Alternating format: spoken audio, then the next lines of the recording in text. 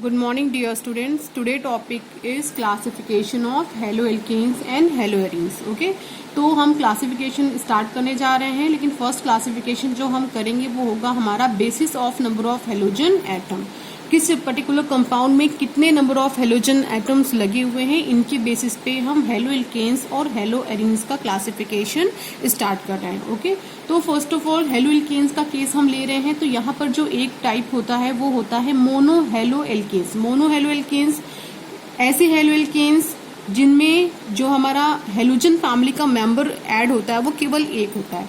Like आपके पास ये क्या है, C2H5X, तो ये X की जगह पे हम हेलोजन फैमिली का कोई भी मेंबर पुट कर सकते हैं। लाइक Cl है, Br है, I है, F है, ठीक है, किसी को भी पुट कर सकते हैं। तो ये जो आपको दिख रहा है ये कितना है, केवल एक ही हेलोजन लगा हुआ है। तो ऐसे जितने भी कंपाउंड होंगे वो सब क्या कहलाते हैं, मोनो हेलोएल्केन्स।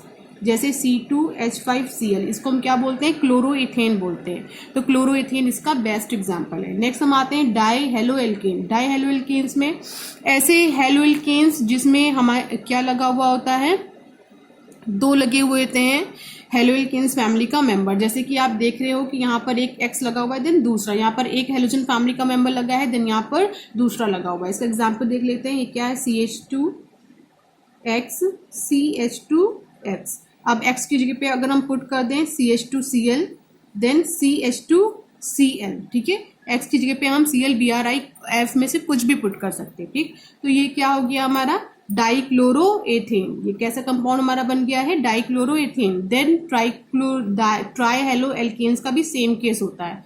यहाँ ट्राई मतलब 3, हेलो का मतलब हेलोजन फैमिली के मेंबर, और किससे जुड़े हुए हैं, एल्केन से जुड़े हुए हैं, ठीक है।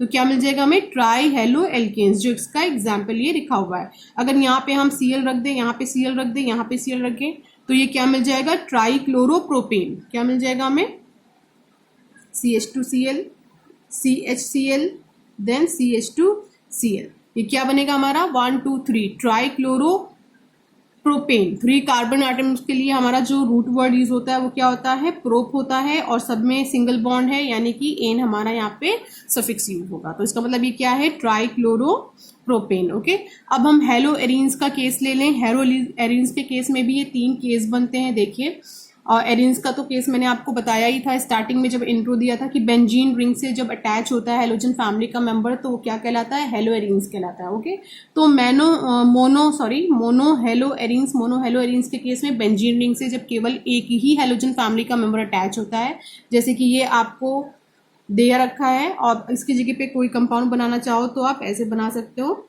लाइक यहाँ पे अगर आप Cl नहीं लेना चाहते, क्या ले लो, Br ले लो, तो ये क्या हो जाएगा, ब्रोमोबेंजीन, ठीक है। इस तरह डाई हेलोएरीन्स का भी केस है। यहाँ पर 2 हेलोजन फैमिली के मेंबर एड अप हैं बेंजीन रिंग से। देखिए, तो अगर यहाँ पर हम क्या कर दे, एक Br और लगा दे, तो ये क्या बन जाएगा, डाइब्रोमोबेंजीन। ट्राई हेलोएरीन्स का भी सेम केस है। अगर यहाँ पर एक Br हम और बढ़ा दें, यानी कि बेंजीन रिंग से 3 हेलोजन फैमिली के मेंबर को जोड़ दे, तो ये क्या बन जाएगा, ट्राई हेलोएरीन्स। ओके, तो basis of number of halogen atoms में हमारा हेलोएल्केन्स और हेलोएरीन्स में दोनों में सेम ही बनता है, mono haloalkane, di haloalkane, tri haloalkane. Mono haloarenes, di haloarenes and tri haloarenes. Okay, जो नेक्स्ट बेसिस है उसको देख लेते हैं। Now next basis is on the basis of hybridization of the carbon atom. अब जो कार्बन एटम है, जो हमारा जिस कार्बन एटम के ऊपर कैसा हाइब्रिडाइजेशन है और उससे किस तरह से हमारा हेलोजन फैमिली का मेंबर अटैच हो रहा है, इसके बेसिस पे हम करने जा रहे हैं यहाँ पर क्लासिफिकेशन। तो पहला होगा हमारा compound containing sp3 carbon x bond and compound containing sp2 carbon x bond. Okay, तो इस कार्बन, ये जो कार्बन है जिससे ये देख रहे हैं आप हेलोजन फैमिली का मेंबर अटैच है, इस वाले कार्बन का हाइब्रिडाइजेशन कैसा होना चाहिए, sp3। और इसके केस में वो कार्बन एटम जिसका हाइब्रिडाइजेशन क्या हो, sp2 हो, अगर उससे अटैच है हमारा हेलोजन फैमिली का मेंबर, तो वो क्या कहलाएगा, compound containing sp2CX bond. Okay, तो इसमें हमारे टोटल कितने पार्ट है, देखिए, alkyl halide, allylic halide and benzylic halide. Okay, तो एलाइलिक हैलाइड के केस में एक जनरल फॉर्मूला होता है CnH2n+1x। CnH2n+1x को हम देख लेते हैं बच्चों। जैसे ये लिखा है CnH2n+1x, ठीक है। यहाँ पर देखिए C की जगह पे अगर हम 2 रखें और H की जगह पे 2 2 जा 4 यानी 5 हो जाएगा, देन X की जगह पे हम Cl रख दें तो हमें क्या मिल जाएगा C2H5Cl। ओके, तो ये कुछ ऐसा इसका फॉर्मुलेशन है। नेक्स्ट हम देखते हैं एल्किल हैलाइड को वापस 3 पार्ट में डिवाइड किया गया है। एक है primary alkyl halide, then secondary alkyl halide and tertiary alkyl halide. Okay, तो ये प्राइमरी एल्किल हैलाइड का केस है। इसमें जो ये वाला कार्बन है ये एक्चुअली कैसा है, sp3 हाइब्रिडाइज है। इस कार्बन से देखिए क्या जुड़ा हुआ है, X। तो यहाँ पे देखिए, यहाँ पर आप देखिए CX बॉन्ड आपको मिला और यहाँ पर भी देखिए CX बॉन्ड आपको डायरेक्ट मिला है, यानी कार्बन और हेलोजन फैमिली के मेंबर के बीच में बॉन्ड आपको मिल रहा है। और ये वाला जो कार्बन एटम है ये sp3 हाइब्रिडाइज है। ठीक है, तो कहने का सेंस ये है कि हेलोजन फैमिली का मेंबर जिस कार्बन एटम से जुड़ा हुआ है इस कैटेगरी में वो कार्बन एटम कैसा हाइब्रिडाइजेशन शो करता है, sp3 हाइब्रिडाइजेशन शो करता है। ओके, अभी जो प्राइमरी एल्किल हैलाइड का केस है, अगर किसी कार्बन एटम से एक एल्किल हैलाइड ग्रुप जुड़ा होता है तो वो प्राइमरी एल्किल हैलाइड कहलाता है। ओके, एकदम सिंपलेस्ट वे में चलते हैं। ओके, कैसे, देखिए जो आपका ये R है और जो आपका ये देखिए R डबल डैश है। ओके, और यहाँ देखेंगे आप R ट्रिपल डैश है। ओके, तो इन तीनों की जगह पे आप एल्किल फैमिली का कोई भी मेंबर रख सकते हो। क्या रख सकते हो, एल्किल फैमिली। ठीक है, एल्किल फैमिली आपको कहाँ से मिलती है, ये आपको हाइड्रोकार्बन से एक हाइड्रोजन को हटाने पर मिलती है।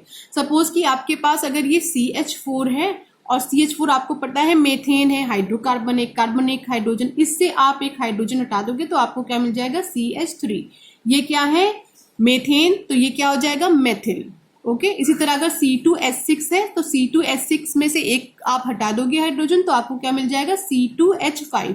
तो अगर C2H6 आपका क्या होता है एथेन, तो C2H5 हो जाता है आपका एथिल। ओके, तो इस तरह से आपको एल्किल फैमिली के मेंबर्स मिलते हैं और एल्किल फैमिली के मेंबर्स के लिए हम R का यूज करते हैं। जैसे हेलोजन फैमिली के लिए हम X से इसको रिप्रेजेंट करते हैं, वैसे ही R से हम एल्किल फैमिली के मेंबर्स को रिप्रेजेंट करते हैं। ओके, तो ये देखें आप यहाँ पर क्या है, C है, X से जुड़ा हुआ है, इससे अगर एक एल्किल फैमिली का एक ही मेंबर जुड़ा हुआ है, यानी ये C है, दूसरे C से जुड़ा हुआ है, सिर्फ एक ही C से और अदर कनेक्शन शो कर रहा है, तो ये क्या कहलाएगा, प्राइमरी एल्किल हैलाइड।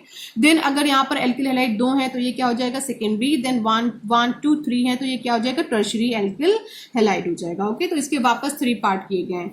अब एलाइलिक का केस हम देख लेते हैं। एलाइलिक के केस में जो हमारा हेलोजन एटम होता है, देखिए halogen atom is bonded to an sp3 hybridize carbon atom next to CC double bond. Okay, CC double bond के जो हमारा कार्बन एटम है, देखिए इसको समझने की कोशिश करिए, इसको यहाँ पे देखिए तो इसको देखिए, एग्जाम्पल जो दिया गया है वो क्या है, CH2 CH देन CH2X। इसका क्या कहने का मतलब है और इसकी डेफिनेशन क्या है। क्या कह रहे हैं कि जो हेलोजन एटम है वो sp3 हाइब्रिडाइज, ये कैसा है, sp3 हाइब्रिडाइज एटम है। ओके, कार्बन एटम है, उससे अटैच है हमारा क्या, हेलोजन फैमिली का मेंबर। बट ये जो sp3 कार्बन एटम है वो कब आता है, ये आता है CH2 डबल बॉन्ड CH के जस्ट बगल वाला। ठीक है, ये चीज याद रखिएगा। अगर यहाँ पर ये सिचुएशन बनी हुई है लाइक आपका CH2 CH देन उसके बाद क्या है CH2 फिर CH2 और X आ गया, तो ये सिचुएशन को फॉलो नहीं करता। क्यों, क्योंकि ये डेफिनेशन क्या कह रही है कि जो sp3 आपका कार्बन एटम होना चाहिए और डबल बॉन्ड यानी जो C जो 2 कार्बन उससे पहले लगे हुए हैं उन दोनों के बीच में डबल बॉन्ड होना चाहिए। उसके नेक्स्ट वाला जो कार्बन होगा उस पे अगर अटैच है आपका हेलोजन फैमिली का मेंबर तो वो किस कैटेगरी में जाता है, एलाइलिक हैलाइड की कैटेगरी में जाता है। ठीक है, देखिए जैसे ये आपका CH2 है, CH2 के बीच में डबल बॉन्ड। ठीक है, CH के बीच में डबल बॉन्ड। देन आफ्टर इसके बाद वाला जो कार्बन एटम है वो कैसा है, sp3 हाइब्रिडाइज है और उससे जुड़ा हुआ है क्या, आपका हेलोजन फैमिली का मेंबर। ओके, क्लियर हो गया।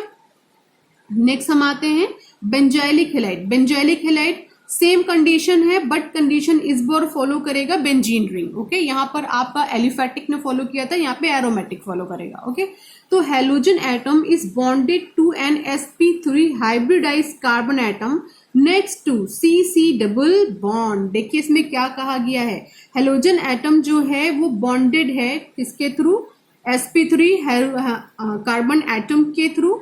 ठीक है। लेकिन ये जो sp3 कार्बन एटम है ये किसके बाद आ रहा है, CC डबल बॉन्ड के थ्रू। जो ये वाला कार्बन है ये तो क्या है, sp3 हाइब्रिडाइज है, बट ये यहाँ पर जो कार्बन प्रेजेंट है वो sp2 हाइब्रिडाइज है, क्योंकि आपको पता होगा ना जहां डबल बॉन्ड होता है वहां पे कैसा हाइब्रिडाइजेशन होता है, sp2।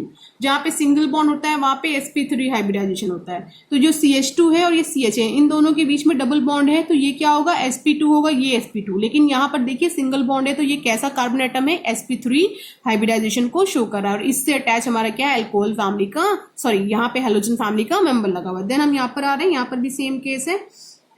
यहाँ पर देखिए क्या बना हुआ था, बेंजीन रिंग बनी हुई थी, ठीक। और इस बेंजीन रिंग से एक क्या निकला है, CH2। देन इससे क्या अटैच है, हमारा हेलोजन फैमिली का मेंबर। क्यों, इससे क्यों अटैच है, क्योंकि यहाँ पर जो ये CH2 है ये sp3 हाइब्रिडाइज है। देन यहाँ पर टोटल आपको पता है बेंजीन रिंग में 6 कार्बन होते हैं, एक यहाँ होगा, यहाँ यहाँ यहाँ यहाँ यहाँ, ठीक है। इन 6 कार्बन जो है सब एक दूसरे से कैसे कनेक्टेड है, डबल बॉन्ड के थ्रू कनेक्टेड है। तो सब कैसे हाइब्रिडाइज होंगे, sp2 हाइब्रिडाइज होंगे, ओके। तो इससे डायरेक्ट अगर अटैच हो गया, यानी कि अगर ये सिचुएशन बन गई कि इस कार्बन से डायरेक्ट X हमारा यानी हेलोजन फैमिली का मेंबर अटैच हो गया, तो कैटेगरी क्या हो जाएगी, हमारी चेंज हो जाएगी। बेंजाइलिक हैलाइड से क्या हो जाएगी, एराइल हैलाइड, ठीक है। क्योंकि एराइल हैलाइड क्या बोल रहा है कि एराइल हैलाइड के केस में जो हमारा हेलोजन फैमिली का मेंबर होता है वो sp2 हाइब्रिडाइज कार्बन एटम के थ्रू जुड़ा हुआ होता है। बट यहाँ का केस ऐसा नहीं है, यहाँ पर आप sp3 का फॉर्मेट स्टडी कर रहे हो, ठीक है। देखिए sp3CX बॉन्ड, तो यहाँ पर डायरेक्ट बेंजीन रिंग से अटैच नहीं हो सकता हेलोजन फैमिली का मेंबर, क्योंकि बेंजीन रिंग में जितने भी कार्बन है वो सबके सब sp2 हाइब्रिडाइज हैं। तो यहाँ पर एक कार्बन आपको और मिलेगा, यानी एक चेन मिलेगी कार्बन की। वो चेन कैसा होगा आपका, sp3 सिंगल बॉन्डेड होगा और उससे अटैच होगा आपका हेलोजन फैमिली का मेंबर। अब हम पढ़ते हैं इसकी definition. Halogen atom is bonded to an sp3 hybridize carbon atom next to CC double bond, यानी CC डबल बॉन्ड के जस्ट बगल वाले कार्बन एटम से ये अटैच है। बट ये कंडीशन फॉलो हुई है किसमें, एरोमेटिक में, और ये कंडीशन फॉलो हुई है एलिफेटिक में, ओके। देन हम आते हैं विनाइलिक हैलाइड में, ओके। विनाइलिक हैलाइड में halogen atom is bonded to an sp2 hybridize carbon atom of CC bond. देखिए नेक्स्ट यहाँ पे नहीं लगा हुआ, यहाँ पे बार बार मैंने लगाया क्या है, नेक्स्ट, लेकिन यहाँ पे नेक्स्ट की कोई कंडीशन नहीं लगी है। यहाँ पर हो क्या रहा है बच्चों, जो CH2 और CH डबल बॉन्ड है इससे डायरेक्ट अटैच हो गया हमारा हेलोजन फैमिली का मेंबर, ओके। देखिए यहाँ पर मैंने आपको क्या बताया था, sp3 के केस में कि ये CH2 फिर डबल बॉन्ड है देन CH है, ये दोनों ही कैसे थे, sp2 थे, ये भी क्या है, sp2। बस इसके बाद हमने एक और कार्बन की चेन लगाई जिसको क्या किया हमने, sp3 हाइब्रिडाइज किया, ओके। क्यों, क्योंकि यहाँ पे सिंगल बॉन्ड है, ये sp3 हो गया, इससे हमने किसको जोड़ दिया था, हेलोजन फैमिली के मेंबर को। देखिए एलाइलिक हैलाइड के केस में, लेकिन विनाइलिक हैलाइड के केस में ऐसा नहीं है। विनाइलिक हैलाइड के केस में हम क्या कर रहे हैं, हमने CH2 बनाया, इसी को ले रहे हैं, देन CH बनाया, अब हमने इससे CH2 नहीं जोड़ा, सीधे क्या जोड़ दिया, हेलोजन फैमिली का मेंबर। ये भी sp2 हाइब्रिडाइज और ये भी sp2 हाइब्रिडाइज, ओके। तो यहाँ पर देखिए विनाइलिक हैलाइड के केस में क्या होता है, halogen atom is bonded to an sp2 hybridize carbon atom of CC double bond. CC double bond वाले sp2 से डायरेक्ट ये अटैच है। ये कौन सी कैटेगरी है, vinylic halide. Then aryl halide की कैटेगरी आपने देख ही लिया होगा, इसी के जस्ट अपोजिट है ये। यहाँ पर देखिए जो हमारा sp2 हाइब्रिडाइज कार्बन एटम है और एरोमेटिक रिंग से डायरेक्ट हेलोजन फैमिली का मेंबर जुड़ा हुआ है, ओके। ये 6 के 6 कार्बन जो दिख रहे हैं, 6 के 6 क्या है, sp2 हाइब्रिडाइज है और इन्हीं से डायरेक्ट हेलोजन फैमिली का मेंबर हमारा ऐड हो गया। तो ये तो एक बेसिक सा क्लासिफिकेशन था। अब हम स्टार्ट करने जा रहे हैं नॉमेनक्लेचर, ओके। तो अब हम स्टडी करने जा रहे हैं नॉमेनक्लेचर, और आपको पता है कि हम जो नॉमेनक्लेचर करते हैं हम यहाँ पर 2 सिस्टम का यूज करते हैं। जो हमारा फर्स्ट सिस्टम होता है उसे हम कॉमन नेम बोलते हैं, ओके। तो कॉमन नेम, और जो सेकेंड हमारा जो मोस्ट इंपॉर्टेंट है वो है IUPAC सिस्टम, ओके। तो कॉमन नेम सिस्टम में एक्चुअली जब हम नेमिंग करते हैं वो नेमिंग बेस्ड होती है सोर्स पे, ओके। तो naming based on the source, यानी कि जो कंपाउंड हमें जहां से मिल रहा है उसी की बेसिस पे हम उसका नेम कर देते हैं। तो ये डिफरेंट डिफरेंट प्लेसेस पे डिफरेंट डिफरेंट हो सकती है, बट IUPAC जो नेमिंग है ये और पूरे इंटरनेशनल लेवल पर सेम होती है, क्योंकि आप इसका फुल फॉर्म देख लीजिए। इसका फुल फॉर्म होता है international union of pure applied chemistry. यहाँ पे बहुत सारे साइंटिस्ट एक साथ में बैठते हैं और एक सिस्टम और कुछ रूल्स बनाते हैं, और रूल्स के अकॉर्डिंग हम नॉमेनक्लेचर ऑर्गेनिक कंपाउंड्स का करते हैं। ओके, तो कुछ आपने 11th में स्टडी किया होगा, कुछ रूल्स को मैं आपको एक बार रिमाइंड करा दे रही हूँ। ओके, तो किसी कंपाउंड का IUPAC नेम लिखने के लिए हमें 3 चीजें हर हाल में पता होनी चाहिए। वो हमारी होती है क्या? प्रीफिक्स, और नेक्स्ट हमारा होगा रूट वर्ड,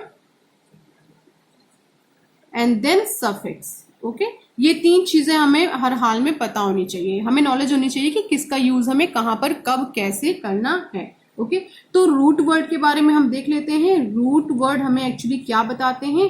जो रूट वर्ड है वो हमें नंबर ऑफ कार्बन एटम के बारे में बताते हैं। ठीक है, अगर 1 कार्बन है तो रूट वर्ड हमारा मेथ लगता है, अगर 2 है तो एथ लगता है, अगर 3 है तो प्रोप लगता है। ठीक है, ऐसे करके हमारा काफी टाइम तक रहता है, अप टू 10 हम मैक्सिमम केसेस में लेते हैं। ओके, तो रूट वर्ड एक्चुअली क्या होता है? नंबर ऑफ कार्बन एटम को बताता है। ठीक है, नेक्स्ट हम बात करते हैं सफिक्स की। सफिक्स क्या होते हैं? सफिक्स एक्चुअली हमारे पास 2 टाइप्स के होते हैं। एक तो हमारा होगा प्राइमरी सफिक्स, लिख दे रही हूं प्राइमरी सफिक्स, देन एक हमारा होगा सेकेंडरी सफिक्स। ओके, जो प्राइमरी सफिक्स होता है वो ये बताता है कि जो हमारे कार्बन है, कार्बन की लंबी चेन है, उस चेन में वो चेन हमारी डबल बॉन्डेड है, ट्रिपल बॉन्डेड है, या फिर वो सिंगल बॉन्डेड है। ओके, तो यानी कि ओवरऑल हमें जो इंफॉर्मेशन देता है वो ये इंफॉर्मेशन देता है कि जो हमारा ऑर्गेनिक कंपाउंड है वो सैचुरेटेड है या अनसैचुरेटेड है। ओके, इसको यहां पर देखते हैं। अगर कार्बन चेन में कहीं भी डबल बॉन्ड नहीं है, हर जगह सिंगल बॉन्ड है, तो यहाँ पर जो हमारा होगा वो कौन सा सफिक्स लगेगा? एन। और आपको पता है ये बेसिक चीज है, अगर डबल बॉन्ड हुआ तो इन, अगर ट्रिपल बॉन्ड हुआ तो आइन लगता है।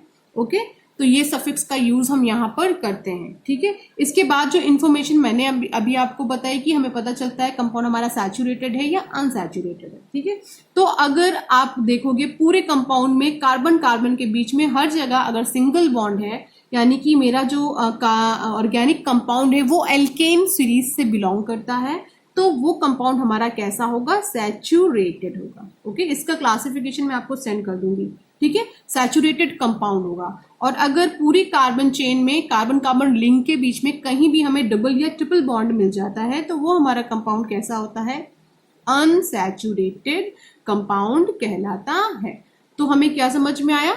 जो सफिक्स 2 टाइप के होते हैं, प्राइमरी एंड सेकेंडरी। जो प्राइमरी सफिक्स होता है वो हमें इस बात की इंफॉर्मेशन देता है कि जो हमारा ऑर्गेनिक कंपाउंड है उसमें डबल बॉन्ड है, ट्रिपल बॉन्ड है या सिंगल बॉन्ड है, यानी ओवरऑल हमारा कंपाउंड सैचुरेटेड है या अनसैचुरेटेड है। ओके, अब हम बात कर लेते हैं सेकेंडरी सफिक्स की। ये भी काफी इंपॉर्टेंट है।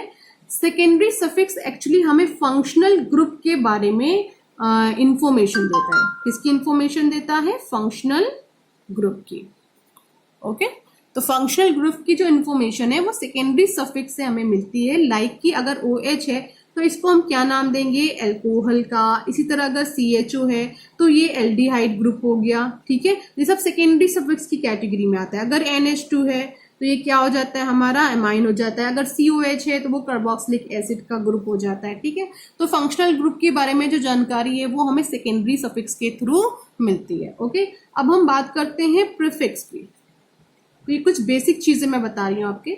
तो ये है एक हमारा प्राइमरी, ये भी वापस 2 पार्ट है, primary prefix. Okay, next part है हमारा, इसमें भी एक सेकेंडरी प्रीफिक्स। ओके, तो बच्चों अगर आपका ऑर्गेनिक कंपाउंड ऐसा है जिसमें बेंजीन रिंग है या बेंजीन रिंग ना भी हो, अगर रिंग प्रेजेंट हो, चाहे वो बेंजीन हो या हेक्सॉन है या हेक्सॉन या पेंटॉन है, कोई भी रिंग प्रेजेंट हो, चाहे वो ऐसी ट्राइंगली हो, लाइक अगर CH2 डबल बॉन्ड CH2 ऐसे करके एक रिंग बनी हो, तो रिंग अगर है प्रेजेंट है हमारे ऑर्गेनिक कंपाउंड में, तब हम प्राइमरी प्रीफिक्स का यूज करते हैं। और प्राइमरी प्रीफिक्स में हम एक वर्ड लगाते हैं साइक्लो का।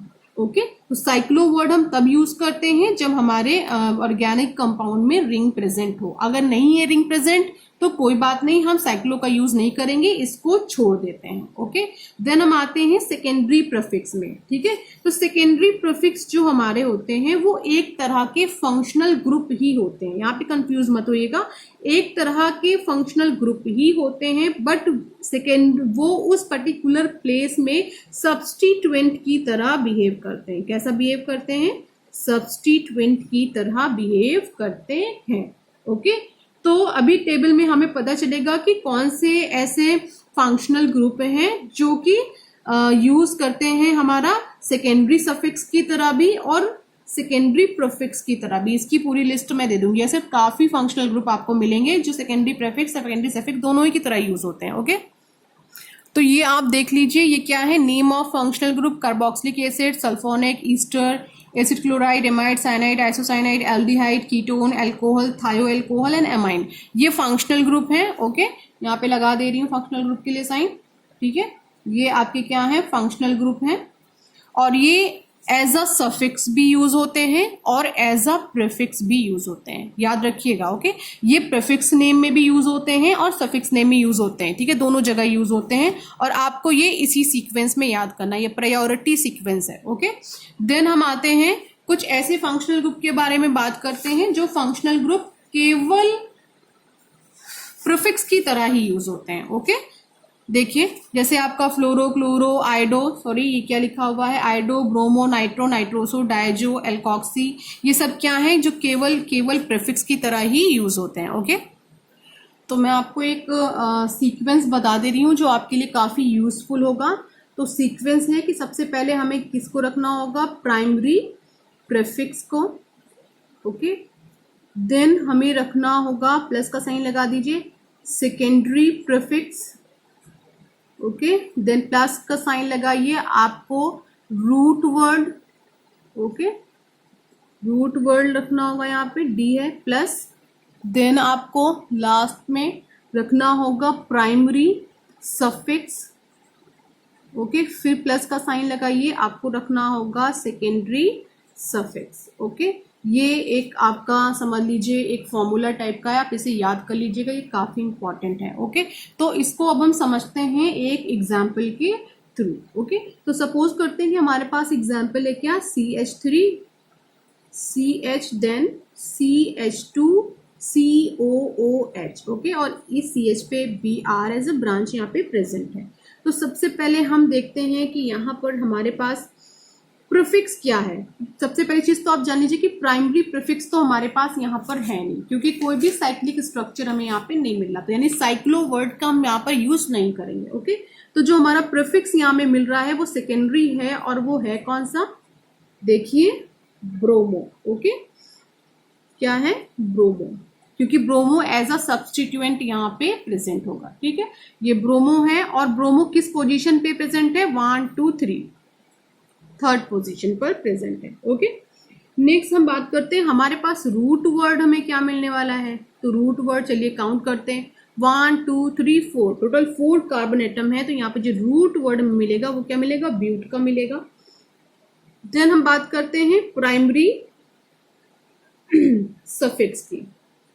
ओके, तो जो प्राइमरी सफिक्स है यहाँ पे देखिए सब जगह क्या है? सिंगल बॉन्ड है, तो हमें क्या मिलेगा? एन मिलेगा।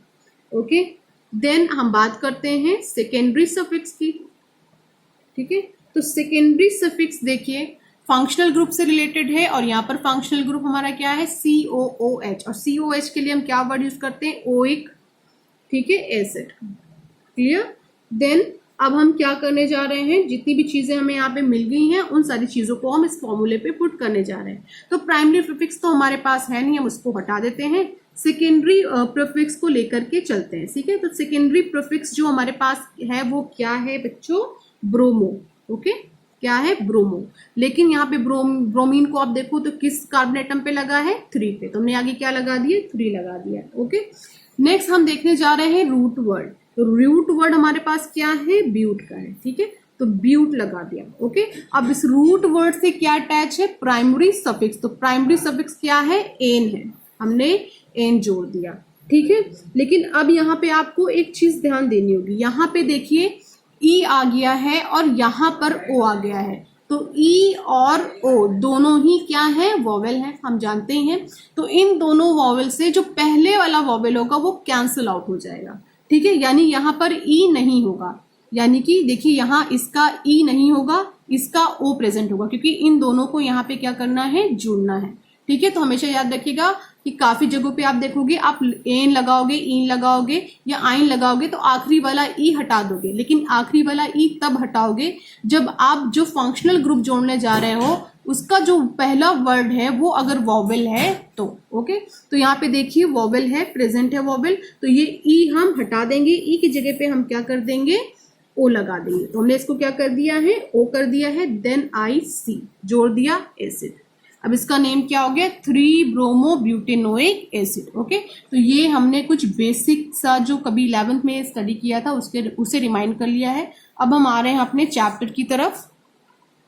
तो अब हम स्टार्ट करने जा रहे हैं halo alkanes and halo arenes का नॉमेनक्लेचर, ओके बच्चों। तो नॉमेनक्लेचर के केस में एक चीज आप याद रखिएगा, जब कॉमन नेम की आप नेमिंग करेंगे तो जो आप अर्थो, मेटा एंड पैरा वर्ड का यूज करते थे वो करेंगे, ये प्रीफिक्स आप यूज करेंगे। लेकिन जब आप IUPAC नेमिंग को करेंगे तब आप अर्थो, मेरा, पैरा, मेटा नाम नहीं लिखेंगे, आप इनकी पोजीशन बताओगे, लाइक 1 2 3 4 5 6, ओके। तो चलिए हम स्टार्ट करते हैं। हमारे पास एक सबसे इजी सा कंपाउंड है, वो क्या है, CH3 CH2 CH2Br, okay.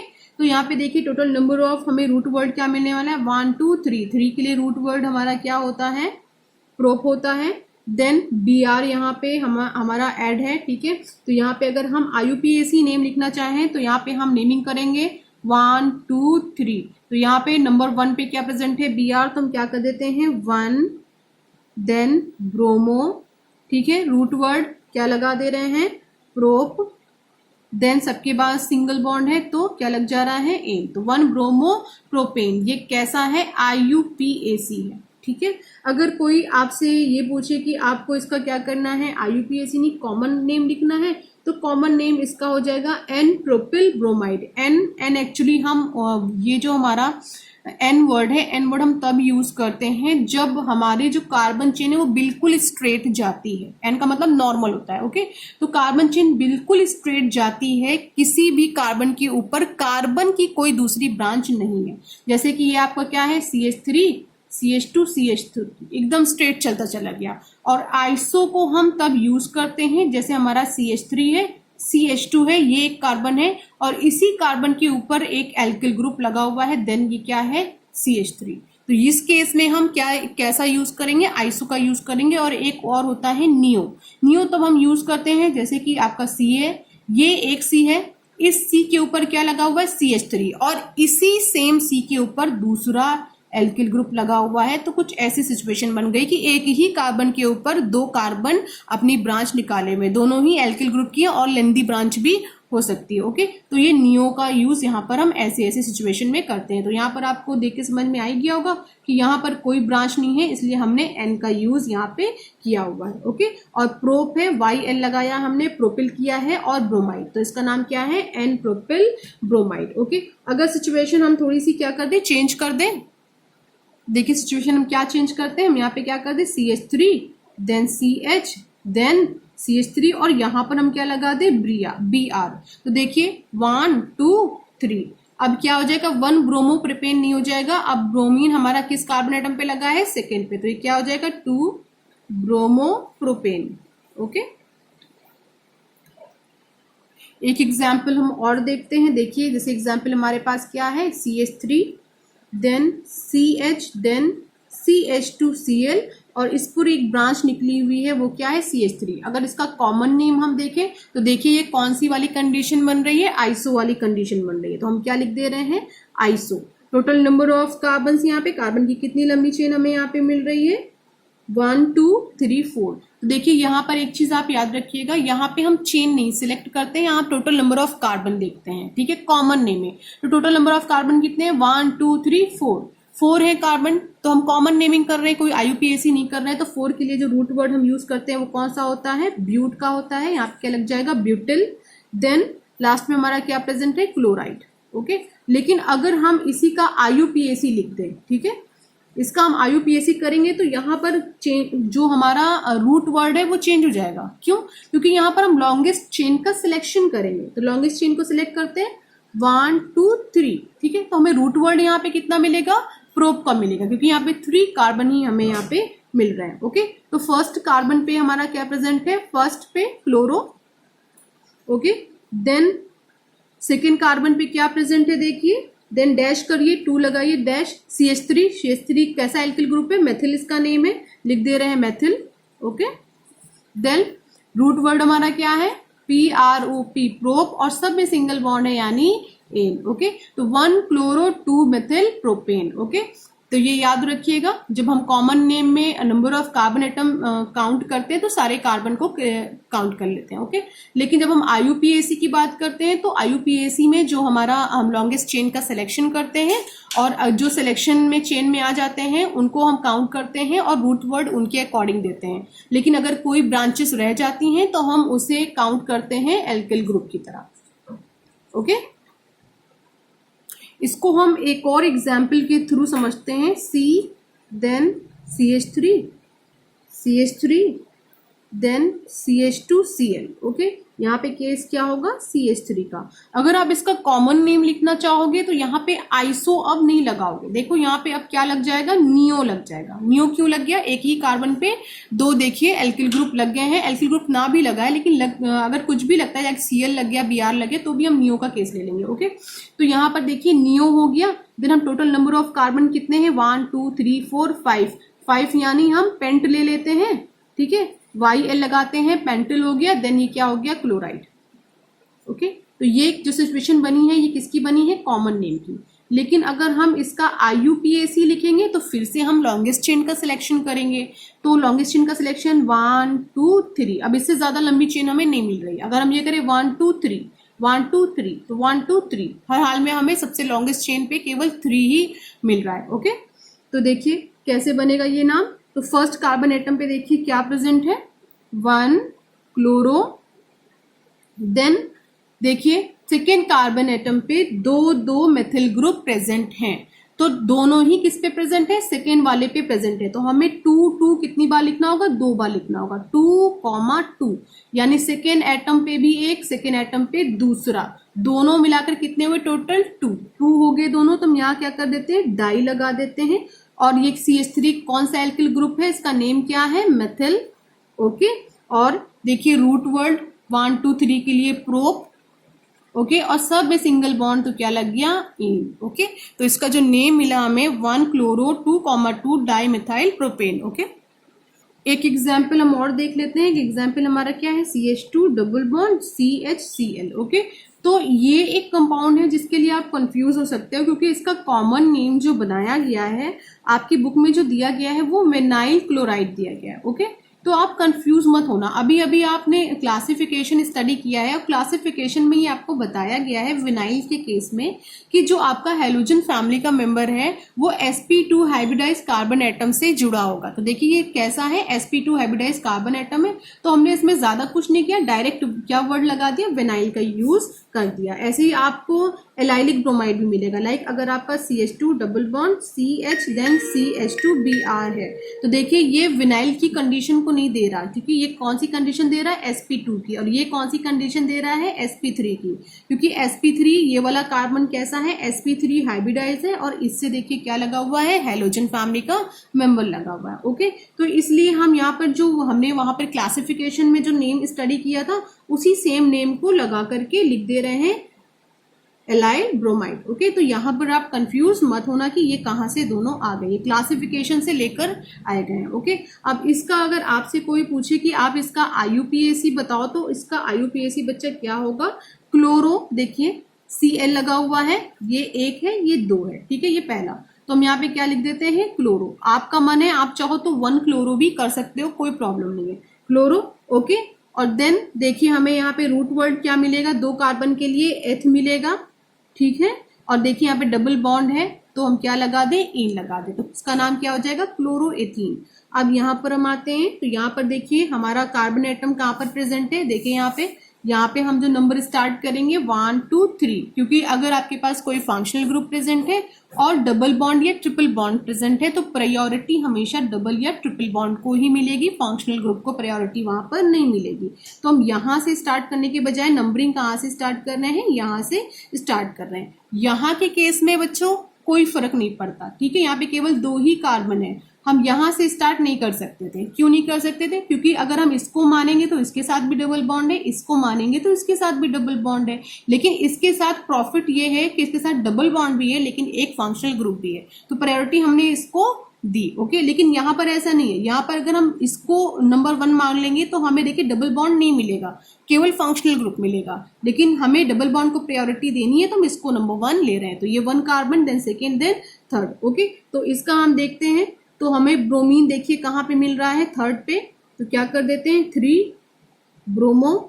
Okay, और रूट वर्ड 3 के लिए क्या मिलेगा, प्रोप, और यहाँ पे क्या प्रेजेंट है, डबल बॉन्ड, तो हम इन लगा देते हैं 3 ब्रोमो प्रोपीन। ओके, एक एग्जाम्पल हम और देख लेते हैं जो काफी ज्यादा इंपॉर्टेंट है, वो क्या है, CHCl3, जिसको आपको पता ही है कि इसका जो कॉमन नेम है वो होता है क्लोरोफॉर्म, ये काफी ज्यादा इंपॉर्टेंट है। ओके, लेकिन अगर आप इसे ओपन करो तो कैसे ओपन होगा, Cl Cl एंड Cl, तो यहाँ पे केस देखिए क्या बन रहा है, टोटल कितने Cl हैं हमारे पास, यहाँ पर 3 है, तो 3 के लिए हम कौन सा वर्ड यूज करेंगे, ट्राई का। ओके, ट्राई लगा दिया है हमने। देन क्या है, क्लोरीन है, तो कौन सा वर्ड लगा दे, क्लोरो का। ओके, देन अब आपको पता ही चल गया होगा कि केवल एक ही कार्बन है तो रूट वर्ड क्या लगेगा, मेथ का। ओके, और सिंगल बॉन्ड है तो ane. Okay, tri chloromethane. Same case देखिए CCl4 के साथ भी है, आप इसका भी IUPAC लिख सकते हो। वैसे तो आपको पता ही है कि इसका कॉमन नेम क्या है, कार्बन टेट्राक्लोराइड, बट अगर इसका आपसे IUPAC पूछा जाएगा तो आप इसे ओपन करो, Cl Cl Cl Cl। Okay, तो टोटल कितने यहाँ पे आपको क्लोरीन मिल रहे हैं, 4 मिल रहे हैं। तो देखिए लिखते हैं हम लोग यहाँ पे टेट्रा क्लोरो, और यहाँ पे देखिए बीच में केवल एक ही कार्बन है, तो हम यहाँ पे रूट वर्ड लगा दे क्या, मेथ, एंड सबके साथ सिंगल बॉन्ड तो एन, तो टेट्राक्लोरोमेथेन, ये इसका IUPAC नेम है और ये इसका IUPAC नेम है। ओके, तो अब हम कुछ एग्जाम्पल हेलो एरिन्स के भी देख लेते हैं। सपोज कि आपके पास ये एग्जाम्पल है, देखिए मैं बना रही हूँ बेंजीन रिंग। ओके, और बेंजीन रिंग पे मैं लगा रही हूँ Br एंड Br। ओके, कुछ ऐसी कंडीशन मैंने बना दी है और आपको इसका कॉमन नेम बताना है। तो कॉमन नेम के केस में ये याद रखिएगा, मैंने आपको पहले भी बताया, अर्थो, मेटा और पैरा का आप यूज करते हो, ठीक है, लेकिन IUPAC में आप अर्थो, मेटा, पैरा नहीं, 1 2 3 4 यानी जो पोजीशन है इनकी 1 नंबर पे, 2 3 या 4 जिस किसी भी नंबर पे है वो आपको बताना होता है। ओके, तो यहाँ पर देखिए कॉमन नेम के केस में Br देखिए कहाँ पे प्रेजेंट है, मेटा पे, तो M हम लिख दे रहे हैं। देन टोटल कितने हैं, 2 हैं, 2 के लिए हमने क्या लगा दिया, डाई लगा दिया है, क्या हमारा ब्रोमो है तो हमने ब्रोमो लिख दिया है। देन ये रिंग हमारी कैसी है, बेंजीन है। ओके, तो डाई ब्रोमो बेंजीन, अगर इसी का हम IUPAC लिखें, ठीक है, तो इसका IUPAC हम कैसे लिखेंगे, देखिए पोजीशन ये 1 देन 2 3, तो कौन कौन सी पोजीशन हमें मिल रही है, 1,3, ठीक है, फिर डैश कर दीजिए, लिखिए डाई ब्रोमो बेंजीन। ओके, तो ये चीज आप याद रखिएगा, कभी भी आपको नेम लिखा हुआ मिल रहा है एरोमेटिक का तो आप ये जरूर चेक कर लीजिएगा कि कॉमन नेम है कि इसका IUPAC नेम है। कॉमन नेम में ऑर्थो, मेटा, पैरा का यूज हम लोग करते हैं। ओके, तो बच्चों यहाँ पे आपने ये देखा कि जो बेंजीन है, एक्चुअली बेंजीन एरोमेटिक कंपाउंड का जब आप कॉन्फ़िगरेशन कर या IUPAC लिखते हो तो बेंजीन एक्चुअली पेरेंट कंपाउंड की तरह यूज होता है। ठीक है, मैं लिख दे रही हूँ, बेंजीन पेरेंट कंपाउंड की तरह यूज होता है। ओके, ठीक है, और टॉलुइन भी हमारा काफी इंपॉर्टेंट है और ये भी पेरेंट कंपाउंड की तरह ही यूज होता है। ठीक है, जैसे कि पेरेंट कंपाउंड का मतलब क्या है, जैसे कि आपके पास ये लगा हुआ है, आपको पता है इसका नेम क्या है, ये CH3 और इसी को हम लोग क्या बोलते हैं, टॉलुइन बोलते हैं। ओके, ये इस कंपाउंड का नेम क्या है, टॉलुइन है।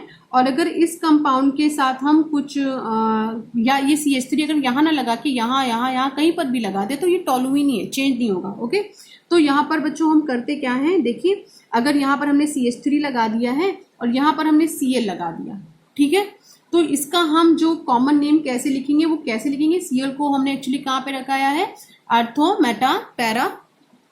तो देखिए Cl एक्चुअली हमारा ऑर्थो पे लगा हुआ है, तो इसका नेम हम क्या लिखेंगे, O डैश, ये कॉमन नेम लिख रही हूँ क्योंकि O लग गया तो समझ लीजिए कॉमन नेम ही है, O क्लोरोटोलुइन। ओके, अब हमने CH3 के लिए मेथिल वगैरह का यूज नहीं किया।